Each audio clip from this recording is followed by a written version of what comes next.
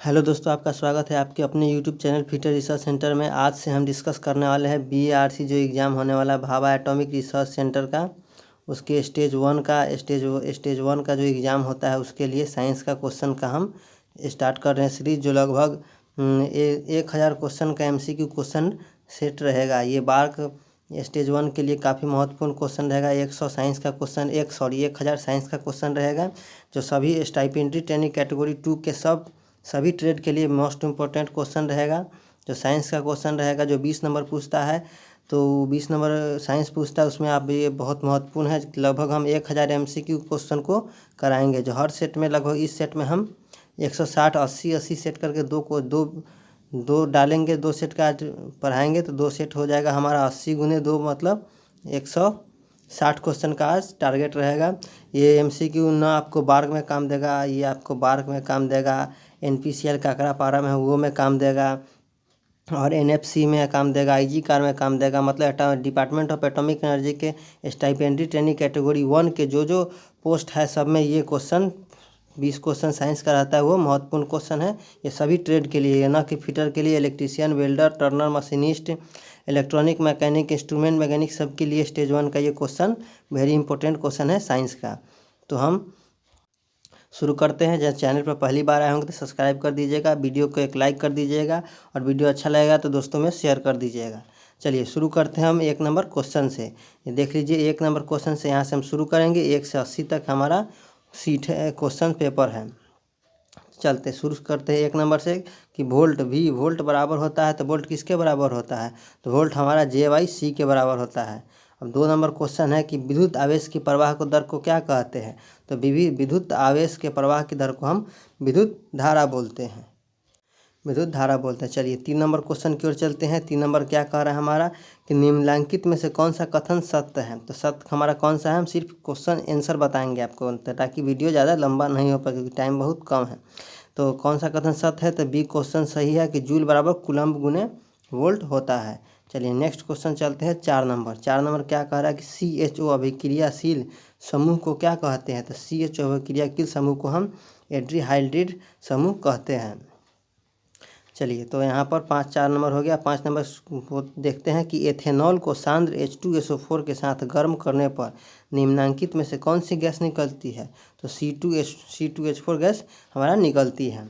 अब 6 number question है कि जिंक ब्लेड निम्नलिखित में से किस धातु का अयस्क है? तो जिंक ब्लेड हमारा जिंक का अयस्क है, तो ऑप्शन नंबर बी यहाँ से हमारा करेक्ट हो जाएगा। चलिए नेक्स्ट क्वेश्चन 7 नंबर की ओर देखते हैं। 7 नंबर क्या कह रहा है कि आवर्त सारणी के किसी आवर्त के तत्वों में कौन सा गुण समान होता है? तो आवर्त सारणी के किसी आवर्त के तत्व में कौन सा गुण समान होता है? तो में कक्षों की संख्या उसमें समान होती है। ये MCQ बहुत इंपॉर्टेंट है, आप इसको अच्छे से देखिए। चलिए 8 नंबर क्वेश्चन देखते हैं कि अभिक्रिया CaO + H2O डैश Ca₂OH2 किस प्रकार की अभिक्रियाशील है? तो ये संयोजन अभिक्रियाशील है। चलिए नेक्स्ट क्वेश्चन की ओर चलते हैं।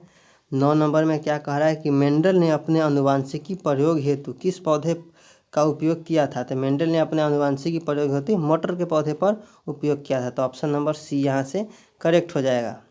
चलिए नेक्स्ट क्वेश्चन की ओर चलते हैं। 10 नंबर क्या कह रहा है किस प्रकार के श्वसन से अधिक ऊर्जा मुक्त होती है? तो वायवीय श्वसन से हमारा अधिक ऊर्जा मुक्त होती है।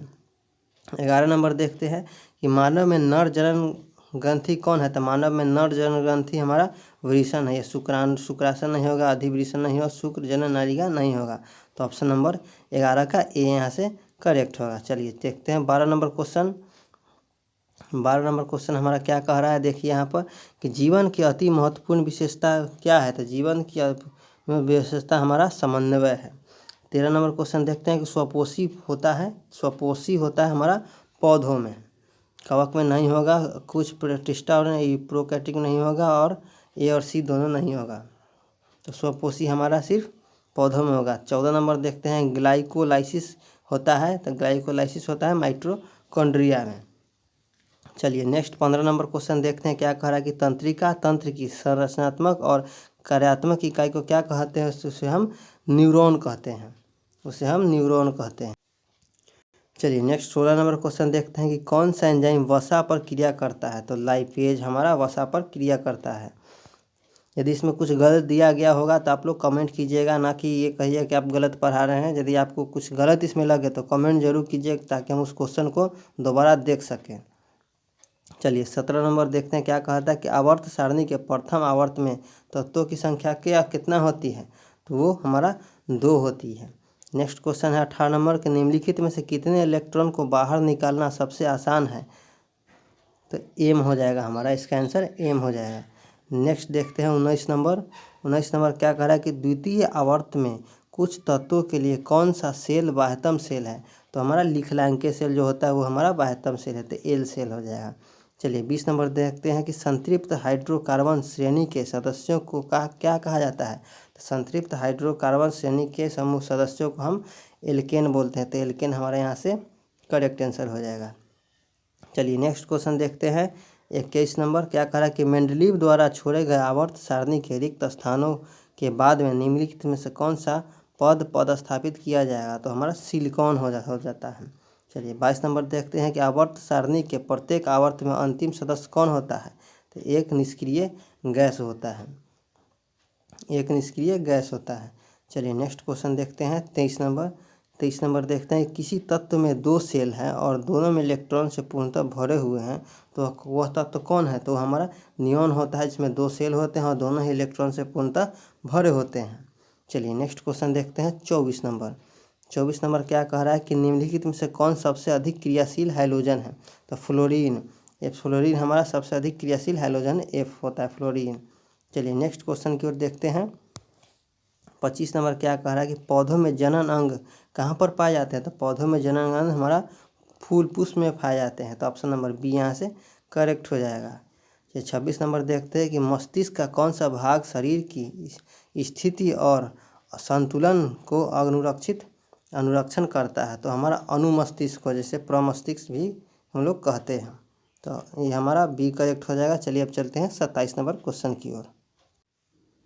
चलिए तो 27 नंबर क्वेश्चन की ओर आ चुके हैं। क्या करा 27 नंबर, किस पौधे में रंध्र अनुपस्थित होते हैं। तो कौन पौधे में रंध्र अनुपस्थित होते हैं। तो हाइड्रीला में होते हैं। चलिए 28 नंबर देखते हैं कि BS4 का संबंधित है। तो वायु प्रदूषण से BS4 संबंधित है। 29 में रक्त में ऑक्सीजन का वाहक कौन है। तो हीमोग्लोबिन है, रक्त में ऑक्सीजन का वाहक हीमोग्लोबिन है। चलिए 30 नंबर देखते हैं कि निम्नलिखित में से किसे बर्थ हार्मोन कहा जाता है। तो ऑक्सीटोसिन को हम बर्थ हार्मोन कहते हैं, तो ऑप्शन नंबर बी यहाँ से करेक्ट हो जाएगा। चलिए नेक्स्ट क्वेश्चन देखते हैं 31 नंबर की बीज विकसित किस होता है। तो बीज विकसित होता है हमारा बीजांड से, बीज विकसित होता है हमारा बीजांड से। चलिए नेक्स्ट क्वेश्चन देखते हैं कि ग्रहणी भाग है। तो ग्रहणी किसका भाग है। तो ग्रहणी हमारा मुख गुहा का भाग है। और 33 नंबर है कि जल में घुलनशील भस्म क्या कहलाता है। जल में घुलनशील भस्म हमारा क्षार कहलाता है। क्षार का pH मान 7 से ऊपर होता है और 7 हमारा उदासीन का होता है और 7 से कम हमारा अम्लीय का होता है। चलिए नेक्स्ट क्वेश्चन देखते हैं क्या कह रहा है कि 34 नंबर की सोडा ऐश का रासायनिक सूत्र क्या है। तो CaCO3 सोडा ऐश का रासायनिक सूत्र है। चलिए नेक्स्ट क्वेश्चन की ओर चलते हैं। निम्नलिखित में कौन विजातीय यौगिक है। तो विजातीय यौगिक चूना पत्थर, प्लास्टर ऑफ पेरिस, संगमरमर या खड़िया। चलिए तो 35 का हमारा क्या हो जाएगा कि कौन विजातीय यौगिक है। तो हमारा प्लास्टर ऑफ पेरिस है, लेकिन इस पर मुझे डाउट है। यदि आपको सही पता हो आंसर तो आप कमेंट जरूर कीजिएगा। चलिए नेक्स्ट क्वेश्चन की ओर चलते हैं। बेकिंग सोडा का रासायनिक सूत्र क्या है। तो बेकिंग सोडा का रासायनिक सूत्र NaHCO3। बेकिंग सोडा का रासायनिक सूत्र NaHCO3 है। चलिए नेक्स्ट क्वेश्चन देखते हैं 38 नंबर की मिल्क ऑफ मैग्नीशिया का pH मान कितना होता है। तो मिल्क ऑफ मैग्नीशिया हमारा क्षार होता है, इसका pH मान 10.5 होता है। नेक्स्ट है 39 नंबर क्वेश्चन की सल्फर के संयोजी सेल में इलेक्ट्रॉन की संख्या कितना होती है। तो सल्फर के संयोजी सेल में इलेक्ट्रॉन की संख्या 2 होती है, तो ऑप्शन नंबर यहाँ से हमारा ए करेक्ट हो जाए 2। 40 नंबर देखते हैं निम्नलिखित तत्वों में से किसकी आयनन ऊर्जा अधिकतम होती है। तो फ्लोरीन की आयनन ऊर्जा सबसे अधिक होती है। चलिए नेक्स्ट क्वेश्चन 41 नंबर कि नेत्र द्वारा किसी वस्तु पर कैसा प्रतिबिंब बनता है। तो नेत्र द्वारा किसी वस्तु पर हमारा वास्तविक, उल्टा और बड़ा प्रतिबिंब बनता है। चलिए, तो 41 नंबर कि नेत्र द्वारा किसी वस्तु पर कैसा प्रतिबिंब बनता है, तो हमारा वास्तविक, उल्टा और बड़ा प्रतिबिंब बनता है। चलिए नेक्स्ट क्वेश्चन, ये क्वेश्चन एनपीसीएल में आया हुआ है, ये क्वेश्चन एनपीसीएल में आया हुआ था। कहाँ का आया हुआ था ये ध्यान में नहीं है, लेकिन एक बार ये आया हुआ है। चलिए नेक्स्ट है 42 नंबर कि विद्युत परिपथ में विद्युत धारा को मापने के लिए क्या उपयोग किया जाता है, तो विद्युत परिपथ में विद्युत धारा को मापने के लिए आमीटर का प्रयोग हम करते हैं। नेक्स्ट है 43 नंबर कि कौन विद्युत शक्ति को निरूपित नहीं करता है, तो ऑप्शन बी करेक्ट होगा, V2IR। चलिए नेक्स्ट क्वेश्चन की ओर देखते हैं। 44 नंबर कि निम्नलिखित में से किस वस्तु का वास्तविक प्रतिबिंब कौन बना सकता है, तो उत्तल लेंस जो होता है किसी वस्तु का वास्तविक प्रतिबिंब बना सकता है, उत्तल लेंस, तो ऑप्शन नंबर बी यहाँ से हमारा करेक्ट हो जाएगा। चलिए नेक्स्ट 45 नंबर देखते हैं कि किसी बिंदु वस्तु से निकलकर किरणें किसी लेंस से अपरिवर्तित होकर जिस बिंदु पर मिलती है उसे क्या कहते हैं, तो उसे हम प्रतिबिंब बिंदु बोलते हैं। ऑप्शन नंबर बी यहाँ से करेक्ट होगा। चलिए नेक्स्ट क्वेश्चन है 46 कि फोटोग्राफी कैमरा का अभिदृश्यक होता है, तो फोटोग्राफी कैमरा का अभिदृश्यक उत्तल लेंस होता है, तो ऑप्शन नंबर सी यहाँ से करेक्ट हो जाएगा। चलिए नेक्स्ट 47 नंबर की ओर चलते हैं। चलिए, तो 47 नंबर देखते हैं क्या करा कि शब्दकोश में पाए गए छोटे अक्षरों को पढ़ते समय आप निम्न में से कौन सा लेंस पसंद करेंगे, तो कौन सा लेंस है, तो 50 सेंटीमीटर फोकस दूरी का एक अवतल लेंस हम प्रयोग करेंगे, तो ऑप्शन नंबर ए यहाँ से हमारा करेक्ट हो जाएगा। चलिए नेक्स्ट क्वेश्चन की ओर चलते हैं। 48 नंबर क्या कह रहा है, किसी गोलीय दर्पण का किसी पतले गोलीय लेंस दोनों की फोकस दूरी 15 mm है, तो दर्पण का लेंस और संभवतः क्या है, तो दोनों अवतल होगा। चलिए नेक्स्ट क्वेश्चन की ओर चलते हैं। 49 नंबर कि तालाब किस प्रकार का पारिस्थितिक तंत्र है, तो तालाब हमारा कृत्रिम पारिस्थितिकी तंत्र है। चलिए 50 नंबर क्या कह रहा है, निम्नलिखित में कौन पारिस्थितिकी तंत्र के अधिकतम संख्या में मौजूद होते हैं, तो उत्पादक जो होते हैं अधिकतम संख्या में मौजूद होते हैं। चलिए 51 नंबर देखते हैं क्या कह रहा है कि जीवों की उत्पत्ति से पहले पृथ्वी पर निम्नलिखित में से क्या नहीं था, जीवों की उत्पत्ति से पहले पृथ्वी पर ऑक्सीजन नहीं था, तो ऑप्शन नंबर सी यहाँ से हमारा करेक्ट हो जाएगा। चलिए 52 नंबर की ओर चलते हैं। क्या कह रहा है कि भारत में उत्पादित प्रत्यावर्ती विद्युत धारा की आवृत्ति क्या होती है, तो भारत में उत्पादित प्रत्यावर्ती विद्युत धारा की आवृत्ति हमारा 50 हर्ट्ज होती है, तो ऑप्शन नंबर डी यहाँ से हमारा करेक्ट हो जाएगा। चलिए 53 नंबर की ओर चलते हैं। क्या कह रहा है कि 1 माइक्रो एम्पियर विद्युत धारा क्या है, 1 माइक्रो एम्पियर विद्युत धारा है 10⁻⁻6 एम्पियर, तो ऑप्शन नंबर बी यहाँ से हमारा करेक्ट हो जाएगा। चलिए नेक्स्ट क्वेश्चन है 54 नंबर कि नरौरा नाभिकीय विद्युत संयंत्र किस राज्य में है, तो हम जानते हैं कि नरौरा नाभिकीय विद्युत संयंत्र हमारा उत्तर प्रदेश में है, और काकरापारा कहाँ है, तो हमारा गुजरात में है, और रावतभाटा परमाणु ऊर्जा कहाँ है, तो राजस्थान में है, और तारापुर कहाँ है परमाणु ऊर्जा, तो हमारा महाराष्ट्र में है। चलिए तो नेक्स्ट क्वेश्चन की ओर चलते हैं। अब 55 नंबर के स्पेक्ट्रम प्राप्त करने के लिए किसका उपयोग किया जाता है, तो स्पेक्ट्रम प्राप्त करने के लिए हम प्रिज्म का उपयोग करते हैं, तो ऑप्शन नंबर सी यहाँ से हमारा करेक्ट हो जाएगा। चलिए नेक्स्ट क्वेश्चन की ओर चलते हैं। 56 नंबर उत्तल लेंस द्वारा आवर्धित काल्पनिक प्रतिबिंब तब बनता है जब वस्तु रहती है फोकस और लेंस के बीच। उत्तल लेंस द्वारा आवर्धित काल्पनिक प्रतिबिंब तब बनता है जब वस्तु रहती है फोकस और लेंस के बीच रहती है। चलिए नेक्स्ट क्वेश्चन चलते हैं। 57 नंबर कि कॉर्पस ल्यूटियस में स्रावित हार्मोन क्या है, कॉर्पस ल्यूटियम में स्रावित हार्मोन क्या है, तो एस्ट्रोजन हमारा हार्मोन है, स्रावित हार्मोन है। चलिए नेक्स्ट क्वेश्चन चलते हैं। 58 नंबर की पारिस्थितिकी तंत्र में ऊर्जा का स्रोत क्या है, तो पारिस्थितिकी तंत्र में ऊर्जा का स्रोत हमारा सूर्य प्रकाश होता है, सूर्य प्रकाश होता है। चलिए नेक्स्ट क्वेश्चन की ओर चलते हैं कि 59 के मानव का उद्भव स्थान क्या है, तो मानव का उद्भव स्थान हमारा अफ्रीका है। चलिए नेक्स्ट क्वेश्चन है 60 नंबर कि निम्नलिखित में से कौन लैंगिक जनन संचारित रोग है, तो बी और सी मतलब सुजाक और एड्स लैंगिक जनन रोग है, सुजाक और एड्स हमारा लैंगिक जनन रोग है, तो ऑप्शन नंबर डी यहाँ से करेक्ट होगा। बी और सी दोनों करेक्ट है, तो ऑप्शन डी यहाँ से करेक्ट होगा। चलिए नेक्स्ट है 61 कि मानव गुर्दे का आकार कैसा होता है, तो मानव गुर्दे का आकार सेम के बीज के आकार के होता है, तो ऑप्शन नंबर सी यहाँ से हमारा करेक्ट हो जाएगा। चलिए नेक्स्ट क्वेश्चन है 62 नंबर की किशोरावस्था में होने वाले शारीरिक परिवर्तन का क्या कारण है। ऑप्शन देखते हैं तो टेस्टोस्टेरोन, एस्ट्रोजन, थायरॉक्सिन या ए और बी दोनों। तो किशोरावस्था में होने वाले शारीरिक परिवर्तन का कारण होता है टेस्टोस्टेरोन, एस्ट्रोजन दोनों होता है। तो ए और बी यहाँ से हमारा दोनों करेक्ट हो जाएगा। चलिए 63 नंबर की यौन परिपक्वता की अवधि को क्या कहते हैं। तो यौन परिपक्वता की अवधि को हम यौनारंभ कहते हैं। चलिए नेक्स्ट क्वेश्चन है कि ओजोन परत का ह्रास मुख्यतः किसके द्वारा होता है। तो ओजोन परत का ह्रास हमारा CFC कार्बन क्लोरोफ्लोरोकार्बन के कारण होता है ओजोन परत का ह्रास। चलिए नेक्स्ट क्वेश्चन की ओर चलते हैं। 65 नंबर क्या कह रहा है कि निम्नलिखित में से कौन सा मात्रक वाट के बराबर होता है। तो J/S हमारा वाट के बराबर होता है। तो 65 नंबर तक हो गया। अब चलते हैं हम 66 नंबर की ओर। चलिए 66 नंबर की ओर चलते हैं कि विद्युत हीटर में तार की कुंडली किसकी बनी होती है। तो विद्युत हीटर में तार की कुंडली हमारा नाइक्रोम की बनी होती है। तो ऑप्शन नंबर डी यहाँ से हमारा करेक्ट हो जाएगा। चलिए नेक्स्ट होते हैं 67 नंबर की किसी परिपथ का वह गुण जो विद्युत धारा को ऊष्मा में बदल देता है वह कौन होता है। तो वह धारा होता है। जो विद्युत ऊर्जा को ऊष्मा में बदल देता है वह धारा होता है। ऑप्शन नंबर बी यहाँ से करेक्ट हो जाएगा। चलिए नेक्स्ट क्वेश्चन देखते हैं 68 नंबर की एक विद्युत सेल में धारा प्राप्त करने पर इसके सिरों के बीच विभवांतर का मान कितना होता है। तो विद्युत वाहक बल के से अधिक होता है। चलिए 69 नंबर देखते हैं कि अनवीकरणीय ऊर्जा का स्रोत क्या है। तो अनवीकरणीय ऊर्जा का स्रोत हमारा कोयला है। ऐसे ऊर्जा का स्रोत हमारा सूर्य है, तारा है, लेकिन अनवीय ऊर्जा का स्रोत हमारा कोयला करेक्ट आंसर हो जाएगा। चलिए नेक्स्ट का है 70 नंबर क्वेश्चन कि तरंग दैर्घ्य को समांतर व्यक्त किया जाता है। तो तरंग दैर्घ्य को हमारा किस में व्यक्त किया जाता है। मीटर में, हर्ट्ज में या मीटर सेकेंड में। तो ये तीनों में से नहीं किया है। तो ऑप्शन नंबर डी हमारा यहाँ से करेक्ट। तरंग दैर्घ्य को एंगस्ट्रम में हम मापते हैं एंगस्ट्रम में।